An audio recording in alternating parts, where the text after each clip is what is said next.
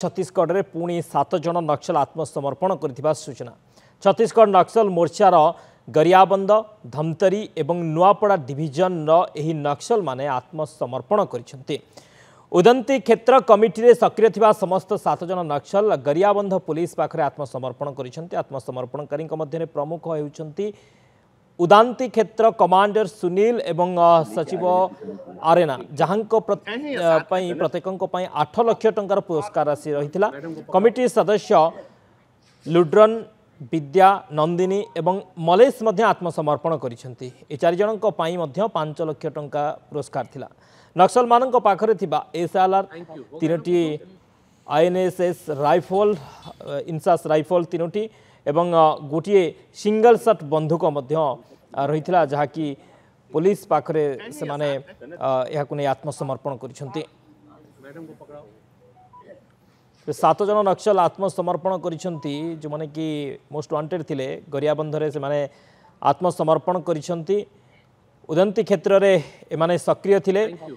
बहुत टॉप नेता एथिरे रही जो आत्मसमर्पण करथिबा नक्सल मध्य टॉप नेता रही छत्तीसगढ़ रे एमाने आत्मसमर्पण करथिबा सूचना।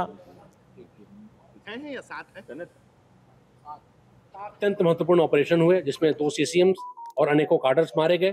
साथ ही साथ शासन की जो आत्मसमर्पण एवं पुनर्वास नीति है जो ह्यूमेन होने के साथ साथ इफेक्टिव भी है, इन दोनों जो हमारे 2 पिलर्स थे उनसे प्रभावित होकर इन लोगों ने यह निर्णय लिया है। इनका यह निर्णय ऐतिहासिक एवं स्वागत योग्य है। छत्तीसगढ़ में 7 जन नक्सल आत्मसमर्पण कर सूचना मिली। छत्तीसगढ़ नक्सल मोर्चार गरियाबंद धमतरी एवं नुआपड़ा डिविजन नक्सल माने आत्मसमर्पण कर सूचना। उदंती क्षेत्र कमिटी सक्रिय थिबा समस्त 7 जन नक्सल गरियाबंद पुलिस पाखरे आत्मसमर्पण कर सूचना रही। आत्मसमर्पणकारी मध्य प्रमुख होती उदांती क्षेत्र कमांडर सुनील एवं सचिव आरेना जहां उपर रही 8 लाख टंका लेखाएं पुरस्कार राशि। कमिटी सदस्य लुड्रन विद्या नंदिनी एवं मलेश आत्मसमर्पण कर मुंड पर रही 5 लाख टंकार पुरस्कार।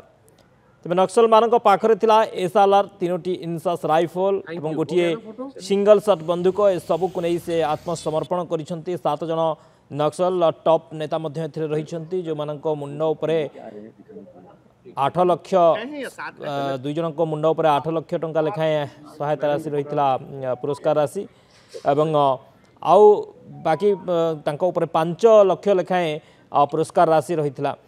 कृष्ण प्रसाद पट्टनायक आम सहित जोड़ी होती आम रिपोर्टर उमरकोट। कृष्ण प्रसाद कौन सूचना रोचे 7 नक्सल आत्मसमर्पण कर टॉप नेता थिले एमान मुंड उपर पुरस्कार राशि रही गोटे प्रकार माओ गड़ वर्तमान लोप पाउछि माओवादी माने मुख्य स्रोत रे सामिल होउछंती। हाँ निश्चित भाव में देखु जो माओगढ़ जो भुषुड़ार लगे आम कहीपर जो नक्सल मैंने आसिके निज इच्छा कि जो आत्मसमर्पण कर निश्चित भाव में आम कहीपर निश्चित भाव दुर्बल हो सारे दुर्बल होगा संगे संगे मुख्य स्रोत सामिल होगा इच्छा प्रकाश कर परिप्रेक्षी बहुत गुड़े नक्सल आसले आत्मसमर्पण कर सारे निश्चित भाव में संगठन दुर्बल होपर।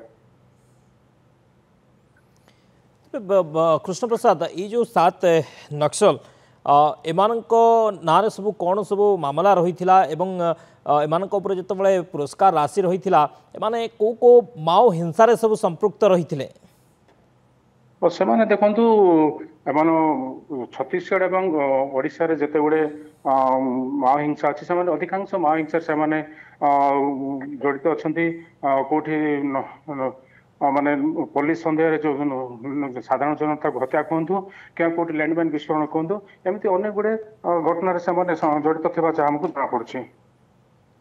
ओके बहुत बहुत धन्यवाद कृष्ण प्रसाद समस्त सूचना।